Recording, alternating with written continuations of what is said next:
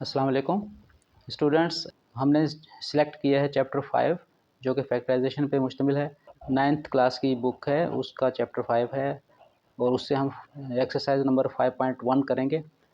ये बुक पंजाब के स्कूल्स में और फेडरल बोर्ड से एफिलिएटेड स्कूल्स हैं ऑल ओवर पाकिस्तान, उनमें पढ़ाई जाती है। तो इससे हम फैक्टराइजेशन के क्वेश्चन आपके सामने सॉल्व करके दिखाएंगे। उससे पहले थोड़ा सा इंट्रोडक्शन करवा देते हैं कि फैक्टराइजेशन क्या चीज़ है ताकि आपको समझने में आसानी हो। तो फैक्टराइजेशन का मतलब होता है कि किसी नंबर को या किसी एक्सप्रेशन को उसके पार्ट्स में डिवाइड कर देना या डिस्ट्रीब्यूट कर देना। जैसे कि आपके सामने 48 को हमने ब्रेक किया हुआ है, 2 से डिवाइड किया 48 को 24 आ गया, फिर 2 से डिवाइड किया तो 12 और फिर 2 से किया तो 6, 2 से फिर डिवाइड किया 6 को तो 2 3 ज़ा 6 और 3 को 3 से करेंगे हम तो 1। इस तरह 48 को हमने इसके फैक्टर्स में ब्रेक कर दिया। फैक्टर्स हैं 2 2 2 2 3 एंड 1। तो फैक्टर्स क्या होते हैं? जब इनको हम मल्टीप्लाई करते हैं तो हम एक्चुअल नंबर हासिल कर लेते हैं, यानी ये एक्चुअल नंबर जो होता है 48 ये उसके फैक्टर्स होते हैं जिनको हम मल्टीप्लाई करके वही मेन नंबर बना लेते हैं। इसको मल्टीप्लाई के साइन से भी लिखा जा सकता है, इसको आप ब्रैकेट्स में भी लिख सकते हैं अलग अलग। तो ब्रैकेट्स के बिटवीन कोई साइन नहीं होता, इसका मतलब होता है कि ये ब्रैकेट्स या इनके अंदर जो कंटेंट्स हैं वो मल्टीप्लाई हो रहे हैं।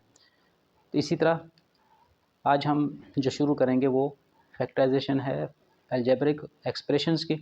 तो अलजेब्रिक एक्सप्रेशन जब हम फैक्टर करेंगे तो उसको हम इन ब्रैकेट्स में लिखेंगे। तो ब्रैकेट्स के बिटवीन कोई साइन नहीं होगा, लेकिन वो समझा ये जाता है कि दोनों ब्रैकेट्स आपस में मल्टीप्लाई हो रही हैं, तो ये अंडरस्टूड होता है। तो मल्टीप्लाई का साइन होता नहीं है, लेकिन ये मल्टीप्लाई हो सकती हैं और मल्टीप्लाई होने के बाद फिर वही एक्सप्रेशन बन जाती है जिसके हमने ये फैक्टर्स बनाए होते हैं। तो फैक्टर्स करने के लिए, फैक्टर्स फाइंड करने के लिए आपको इस तरह की इंस्ट्रक्शंस दी जा सकती हैं क्वेश्चन पेपर में या आपकी क्लास में कि फैक्टराइज द फॉलोइंग या फैक्टराइज द गिवन एक्सप्रेशन या to find the factors of the given expression, या आपको कहा जाएगा determine the factors of the given expression, या फिर ये भी कहा जा सकता है डिज़ोल्व इनटू फैक्टर्स। तो ये बेसिक इन्फॉर्मेशन है जिनका जानना आपके लिए ज़रूरी है। तो आइए हम शुरू करते हैं। क्वेश्चन नंबर 1 है और उसका पार्ट वन है 2abc then -4abx plus 2ab and d. ये प्रॉब्लम गिवन है, इसको हमने फैक्टराइज करना है, यानी इसके फैक्टर्स फाइंड करने हैं। तो स्टूडेंट्स, फैक्टर्स फाइंड करने के लिए सबसे पहली और बेसिक फॉरमोस्ट चीज़ जो है वो है कॉमन तलाश करना।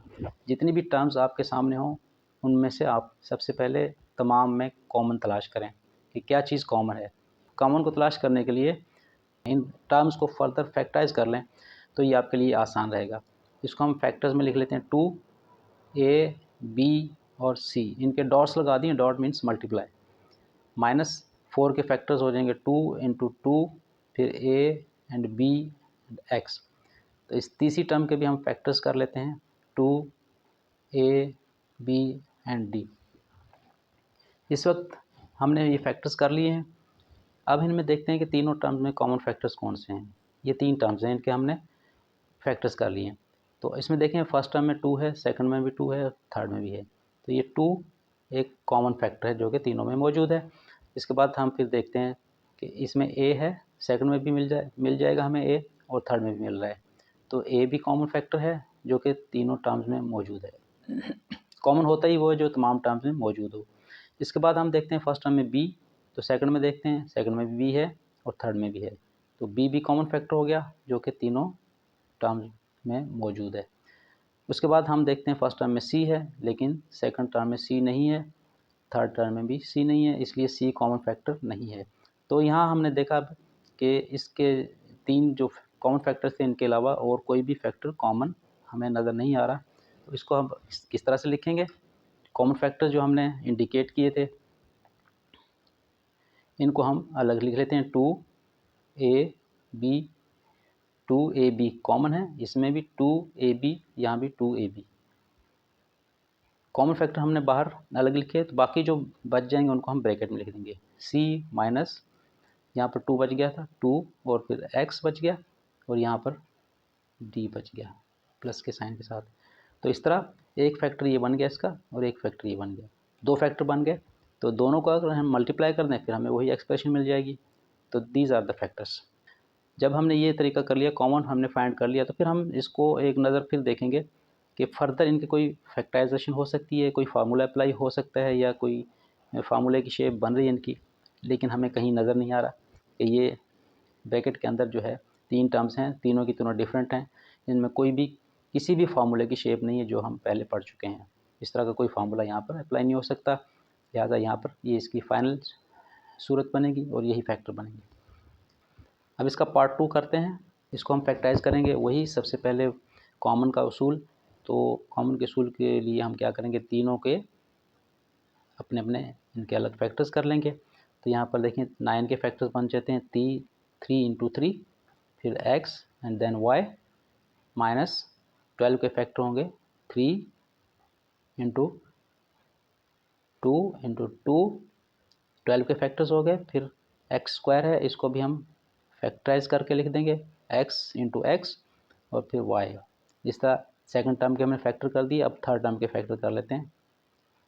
18 है, 18 पे हम 3, फिर 3 और फिर 2, 3 3 ज़ा 9, 9 2 ज़ा 18, 18 के फैक्टर हो गए। इसके साथ वेरिएबल है वाई स्क्वायर, तो वाई वाई, इस तरह हमने इसके फैक्टर्स कर लिए। अब हम तीनों टर्म्स में कॉमन फैक्टर तलाश करेंगे। ये तीन टर्म्स बन गई, 3 इसमें है, दूसरे में भी है, तीसरे में, तीनों टर्म्स में 3 कॉमन है। इसको हम इंडिकेट कर लेते हैं, रिंग कर लेते हैं ताकि हमें समझने में आसानी हो। उसके बाद फिर हम देखते हैं नेक्स्ट फैक्टर यहाँ पर 3 है, इसमें 3 नहीं है, इसमें तो है लेकिन मिडिल टर्म में नहीं है, लिहाजा ये 3 भी कॉमन नहीं होगा। उसके बाद फिर हम x को देखते हैं, x फर्स्ट टर्म में है, सेकंड में भी है, थर्ड में नहीं है, इसलिए x भी कॉमन नहीं हो सकेगा। अब हम y को देखते हैं, y फर्स्ट टर्म में है, सेकंड टर्म में है और थर्ड टर्म में भी है, तो y भी कॉमन फैक्टर हो जाएगा इसमें, जिसको हम इंडिकेट कर लेते हैं। अगले स्टेप में हम कॉमन फैक्टर को सेपरेट कर लेंगे। यहाँ पर हम लेंगे 3 और y, ये कॉमन फैक्टर हो गए। अब बाकी जो रह गए वो अनकॉमन फैक्टर्स हैं। तो फर्स्ट टर्म में अनकॉमन फैक्टर 3x रह गया, फिर माइनस का साइन, सेकंड टर्म में 2x, इसको हम मल्टीप्लाई करके लिख देंगे, 2 2 ज़ा 4 और x स्क्वायर। तो ये अनकॉमन फैक्टर रह गए थे, वो हमने यहाँ पर लिख दिए। उसके बाद थर्ड टर्म है, थर्ड टर्म में देखिए 3 2 एंड y, तो 3 और 2 को मल्टीप्लाई कर लेंगे, 6 हो जाएगा और y साथ लिख देंगे 6y। इस तरह हमने इसको फैक्टराइज कर दिया, कॉमन लेने से फैक्टराइज हो गया। अब ये तो एक सिंपल सी टर्म है और यहाँ पर देखें इसमें 3 टर्म्स हैं। तो ये 3 टर्म्स अगर इसको हम गौर से देखें तो यहाँ भी कोई फार्मूला बनता हुआ नज़र नहीं आ रहा, किसी भी फार्मूले की शेप नहीं बन रही है यहाँ पे, लिहाजा ये फर्दर इससे कुछ भी नहीं हो सकता, इसको भी हम यहाँ पर छोड़ देंगे। इस तरह ये फैक्टराइज हो गया है। अब हम तीसरा प्रॉब्लम सॉल्व करते हैं इस एक्सरसाइज का। इसको देखते हैं, इसमें 3 टर्म्स हैं, -3x square y -3x plus 9x y square. तो इसको फैक्टराइज करने के लिए सबसे पहले हम देखेंगे तीनों टर्म्स में कोई कॉमन फैक्टर है इनका, तो अगर कॉमन फैक्टर है तो उसको हम अलग कर लेंगे। उसके बाद फिर देखेंगे कि कोई फार्मूला अप्लाई हो सकता है या नहीं। तो आइए देखते हैं कॉमन फैक्टर कैसे करेंगे। हर टर्म को फैक्टराइज कर लेते हैं। -3x स्क्वायर है, इसको हम लिख देंगे x multiply by x and y -3 और x। तीसरी टर्म है, इसमें 9 है, 9 के फैक्टर बनते हैं 3 एंड 3 और x, वाई स्क्वायर के फैक्टर बन जाएंगे y एंड y। इस तरह भी ये 3 टर्म हो गई। तो इनमें देखते हैं कि तीनों में कॉमन क्या चीज़ है। हम सबसे पहले देखते हैं 3 एंड 3, ये 3 एक ऐसा फैक्टर जो तीनों में कॉमन है, इसको हम मार्क कर लेते हैं। उसके बाद हम देखते हैं नेक्स्ट, x इसमें है, सेकंड में भी है, थर्ड में भी है, तो x भी कॉमन फैक्टर है, इसको हम मार्क कर लेते हैं। ये कॉमन हो गया। अब हम देखते हैं दूसरा x भी है इसमें, लेकिन मिडल टर्म में दूसरी टर्म में x एक ही था, वो कॉमन हो चुका, और दूसरी टर्म में तीसरी टर्म में भी x नहीं है, लिहाजा x मज़ीद कॉमन नहीं है। अब y को देखते हैं, तो y है लेकिन दूसरी टर्म में y नहीं है, तीसरी टर्म में y है, तीनों में y नहीं है, इसलिए y भी कॉमन नहीं हो सकता। लिहाजा इस वक्त कॉमन सिर्फ हुआ 3 तीनों में है और x ये भी तीनों में है, 3x कॉमन, और यहाँ पर बचा माइनस x एंड y, फिर माइनस यहाँ पर कुछ भी नहीं, 3 और x दोनों कॉमन हो चुके हैं, तो यहाँ पर ऐसा नहीं है कि 0 रह जाएगा, 0 नहीं होता क्योंकि कॉमन 1 तो हर एक का फैक्टर होता है, तो यहाँ पर 1 रह जाएगा, प्लस यहाँ पर 3 बचा और y एंड y स्क्वायर हो जाएगा, ये कॉमन बच गया। ये अनकॉमन फैक्टर हम ब्रैकेट में लिख लेते हैं। तो यहाँ पर एक चीज़ हमें और देखनी है कि ब्रैकेट में जो कुछ लिखा है वो है फर्स्ट टर्म माइनस में है, फिर माइनस है, फिर पॉजिटिव साइन है, तो इस तरह भी ठीक है, ये हम कर चुके हैं फैक्टर, ये एक फैक्टर बन गया और दूसरा फैक्टर ये ब्रैकेट में आ गया, 2 फैक्टर हो गए। और ब्रैकेट में जो फैक्टर है ये मज़ीद ना कोई फार्मूला अप्लाई होता है और ना ही कॉमन इसमें से निकल सकता है। तो अब हम एक चीज़ देखते हैं कि स्टैंडर्ड फॉर्म में लाने के लिए इसको हम कहते हैं फर्स्ट टर्म जो है ना वो ऑलवेज पॉजिटिव होनी चाहिए, तो इसको हम पॉजिटिव बनाने के लिए ये कर सकते हैं, 3x माइनस को बाहर कॉमन ले लेंगे तो यहाँ पर ये एक्स वाई पॉजिटिव हो जाएगा और ये भी पॉजिटिव हो जाएगा और ये माइनस हो जाएगा। इस तरह ये माइनस का साइन जो है वो भी कॉमन आ चुका है, ये भी हमने बाहर लिख दिया। अगर इसको इस तरह रहने दें फिर भी ठीक है, अगर इस तरह कर लें तो भी ठीक है। पार्ट 4 है 5ab square c cube minus 10a square b cube c and minus 20 a cube b and c square. ये 3 टर्म्स हैं, इन हर टर्म को हम फैक्टर में छोटे छोटे फैक्टर में ब्रेक कर लेते हैं, यानी प्राइम फैक्टर्स में। तो ये हो जाएगा 5, फिर a b स्क्वायर है तो 2 मरतबा लिख देंगे, b c 3 है तो c p पावर 3 है तो 3 मरतबा लिख देंगे, तो ये फैक्टराइज होगी पहली टर्म। फिर सेकंड टर्म को फैक्टराइज कर देंगे, 5 इंटू 2 और फिर a स्क्वायर है 2 मरतबा लिख देंगे, b क्यूब है 3 मरतबा लिख देंगे और c। फिर थर्ड टर्म है, इसमें देखें माइनस ये 5 और 2 और 2, उसके बाद a क्यूब है, a and a, then b, then c 2 मरतबा c है। इनमें हम इनको फैक्टराइज कर दिया अलग अलग, हर टर्म को विद इन टर्म फैक्टराइज कर दिया है हमने। इनमें से हम कॉमन फैक्टर्स देखेंगे, फर्स्ट टर्म में 5 है, सेकंड में भी है, थर्ड में भी, ये कॉमन फैक्टर हो जाएगा, इसको हम इंडिकेट कर लेते हैं, रिंग कर दिया हमने। उसके बाद ए को देखते हैं, ए इसमें भी है, सेकंड में भी है और थर्ड में भी है, ए कॉमन फैक्टर हो जाएगा दूसरा यहाँ से। फिर देखें बी, फर्स्ट टर्म में बी है, सेकंड में बी और थर्ड टर्म में भी बी है, बी एंड बी कॉमन। फिर सी को देखिए, इसमें है, सेकंड में भी है और थर्ड में भी है, सी, यहाँ से भी सी और यहाँ भी। उसके बाद फिर ये सी है, लेकिन सेकंड टर्म में सी नहीं है, थर्ड टर्म में तो है, सेकंड में नहीं है, तो इस तरह ये कॉमन नहीं हो सकता। तीसरा सी देखें, वो भी नहीं हो सकता, तो बस यही कॉमन बनते हैं, इनको हम सेपरेट लिख लेंगे। कॉमन को 5 कॉमन था, फिर ए कॉमन था और फिर बी कॉमन था, 5ab और सी भी है, 5abc 5abc 5abc, ये कॉमन है। जो अनकॉमन है उनको हम ब्रैकेट में लिख देंगे। फर्स्ट टर्म में अनकॉमन बचते हैं बी और सी, ये C square, B and C square, ये कॉमन अनकॉमन बचते हैं। यहाँ से 5 कॉमन हो गया था, 2a बी यानी बी स्क्वायर, तो 2a एंड बी स्क्वायर, ये अनकॉमन बचते हैं 2a बी स्क्वायर। तो लास्ट टर्म में 2 to the 4 minus 4 A square और एक सी, 4 2 टू द 4 ए स्क्वायर और सी, ये अनकॉमन बच गए, ये इसमें लिख दिया हमने। तो इस तरह ये फैक्टर्स बन गए, एक फैक्टर ये है और एक फैक्टर ये। तो इस फैक्टर को देखें, इसमें मज़ीद कोई चीज़ ना तो कॉमन है, कॉमन तो हमने निकाल लिया है, मैक्सिमम जो कॉमन हो सकता था सब में। यहाँ पर कोई फार्मूला की सूरत भी नहीं बन रही। स्टूडेंट्स एक चीज़ याद रखिए यहाँ पर कि जब हमने ये किए हैं सब के सब क्वेश्चंस, तो इनमें आप गौर करेंगे कि जो कॉमन आ रही हैं चीज़ें वो मिनिमम पावर वाली है।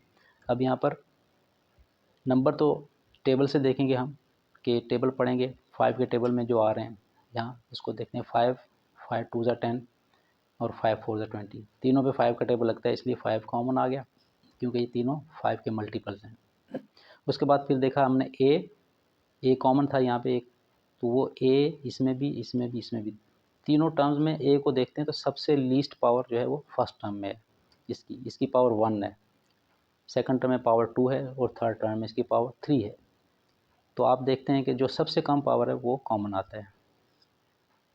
अब इसमें बी को देखें, बी यहाँ पर बी की पावर 2 है, सेकंड टर्म में बी की पावर 3 है और थर्ड टर्म में बी की पावर 1 है। तो जो लीस्ट पावर है वो 1 है। तो देखिए यहाँ पर कॉमन में लीस्ट पावर वाला बी आया है, यानी बी की पावर 1। और उसके बाद सी को भी देख लेते हैं, यहाँ सी की पावर 3 है, सी क्यूब है, सी पावर 1 है और सी की पावर 2 है। तो अब इनमें तीनों को देखते हैं, तीनों में सी की लीस्ट पावर जो है वो 1 है, तो यहाँ सी जो कॉमन आएगा वो सी पावर 1 वाला ही आएगा। तो ये याद रखिए कि जब हम कॉमन निकालते हैं तो तमाम टर्म्स जो भी होंगी उनमें सबसे लीस्ट पावर वाला वेरिएबल जो है वो कॉमन आएगा। नंबर 5, 3x³ y ब्रैकेट में है x माइनस 3y और 7x² y² bracket x minus 3y। यहाँ पर देखिए इसमें दो टर्म्स आपको नज़र आएंगी, एक टर्म ये है और दूसरी टर्म ये है। ये जो ब्रैकेट में है, ये ब्रैकेट के अंदर दो टर्म्स तो हैं, लेकिन इस ब्रैकेट की वजह से इसको हम एक ही एक्सप्रेशन, एक ही पार्ट समझेंगे, ये फैक्टर हो जाएगा। तो अगर हम एक टर्म को देखें तो इस एक टर्म में भी दो बड़े फैक्टर्स हैं, एक ये है और एक ये है। तो इसको फर्दर ब्रेक करेंगे तो छोटे छोटे फैक्टर और भी बन जाएंगे।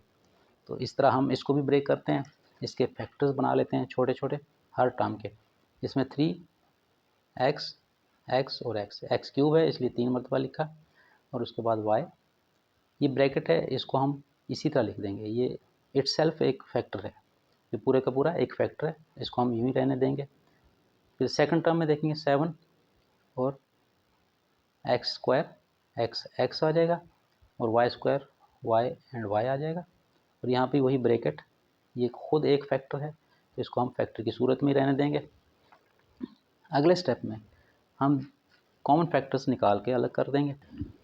अब इनमें हम कॉमन फैक्टर्स देखेंगे तो 3 है इसमें देखें, लेकिन सेकंड में 7 है, 3 ये कॉमन नहीं है। फिर हम देखते हैं x वेरिएबल यहाँ है, सेकंड में भी है, तो x जो है वो कॉमन फैक्टर हो जाएगा। उसके बाद इसमें सेकंड x है, ये देखें यहाँ भी एक x है, दूसरा ये दो x हो गए कॉमन। उसके बाद फिर तीसरा x भी है यहाँ पे, लेकिन यहाँ पे तीसरा x नहीं है इसलिए ये अनकॉमन रह जाएगा। फिर y है, y को देखते हैं, सेकंड टर्म में भी y है, ये भी कॉमन हो जाएगा। और उसके बाद हम देखते हैं कि x माइनस 3y जो ब्रैकेट में है ये भी एक फैक्टर था, ये भी कॉमन हो जाएगा, तो ये भी कॉमन हो जाएगा। तो इस तरह हम कॉमन फैक्टर्स को सेपरेट कर लेंगे। यहाँ पर क्या कॉमन हुआ, x और x, यानी x², इनको मल्टीप्लाई करके लिख देंगे, x² कॉमन हुआ और फिर y भी कॉमन हो गया और फिर x माइनस 3y भी कॉमन हो गया। ये चीज़ें कॉमन हुई, x, x² और x², यहाँ पर y और यहाँ से भी y, ये कॉमन हो गया। यहाँ ये ब्रैकेट x माइनस 3y, यहाँ पूरी ब्रैकेट x माइनस 3y, ये भी कॉमन हो गया। अब क्या बच गया वो हम एक ब्रैकेट में अलग ले लेंगे, यहाँ पर ब्रैकेट लगाएं, यहाँ फर्स्ट टर्म में 3 बच गया और फिर x बच गया, 3 और x अनकॉमन बचे थे, ये हमने यहाँ लिख दिए। सेकंड ब्रैकेट में 7 और यहाँ सिर्फ y बचा है, ये y। तो इस तरह ये भी फैक्टराइज हो गया। इससे आगे मज़ीद कुछ नहीं हो सकता, सिंपलेस्ट फॉर्म में आ गए हैं। 6 पार्ट है 2x y cube x square plus 5, ये ब्रैकेट में है, फिर प्लस है 8 x y square x square plus 5, ये ब्रैकेट में। तो स्टूडेंट्स इसको भी हम इसके फैक्टर्स में ब्रेक कर लेंगे। ये दो टर्म्स हैं, दो टर्म्स, पहली टर्म्स के अपने फैक्टर्स कर लेंगे हम, और सेकंड टर्म के भी फैक्टर्स कर लेंगे। इसके हो जाएंगे 2x y y and y cube है, 3 मरतबा लिख देंगे, एक्स स्क्वायर प्लस 5। ये जो ब्रैकेट में ये इसी तरह जैसे हमने ऊपर किया था, फैक्टर रहने दिया था, ये भी फैक्टर एक है इटसेल्फ, तो इसको हम पूरे का पूरा एक फैक्टर रहने देंगे इसी तरह। तो यहाँ पर इसके फैक्टर्स कर देंगे 2 के, 8 के फैक्टर करेंगे 2 एंड 2, उसके बाद x है, फिर वाई स्क्वायर है, वाई स्क्वायर को हम वाई लिख देंगे, और फिर एक्स स्क्वायर प्लस 5। तो इस तरह हमने इनको हर टर्म को छोटे छोटे फैक्टर में ब्रेक कर दिया। अब इनमें कॉमन तलाश करेंगे। तो फर्स्ट में देखिए पहला फैक्टर है 2, तो सेकंड टर्म में भी 2 है, इसलिए ये कॉमन फैक्टर हो गया। फर्स्ट टर्म में देखिए x है और सेकंड टर्म में भी x मौजूद है, ये भी एक कॉमन फैक्टर हो गया। यहाँ पर y है, वहाँ भी y मौजूद है, ये भी कॉमन फैक्टर हो गया। यहाँ पर दूसरा y भी है, वहाँ भी है दूसरा y, ये भी कॉमन फैक्टर हो गया। उसके बाद ये पूरी ब्रैकेट ये भी कॉमन है, तो ये कॉमन फैक्टर्स हो गए। इन कॉमन फैक्टर्स को हम अलग करके लिख लेंगे। 2 कॉमन है, फिर x कॉमन है, y एंड y, 2 मरतबा y यानी वाई स्क्वायर, ये कॉमन हो गया, और फिर एक्स स्क्वायर प्लस 5। तो ये चीज़ें कॉमन हो गई। बाकी जो रह गया यहाँ पर फर्स्ट टर्म में क्या बच गया, फर्स्ट टर्म में सिर्फ y बचा है, बाकी सब कुछ कॉमन। और सेकंड टर्म में क्या बच गया, 2 और 2, 2 2 ज़ा 4, 4 बच गया, और कुछ भी नहीं, बाकी सब चीज़ें कॉमन जा चुकी हैं, तो ये बच गया। इस तरह ये भी फैक्टराइज हो गया। फर्दर इसकी कोई सूरत नहीं है फैक्टराइज होने की, इस तरह हमने ये फैक्टराइज कर दिया।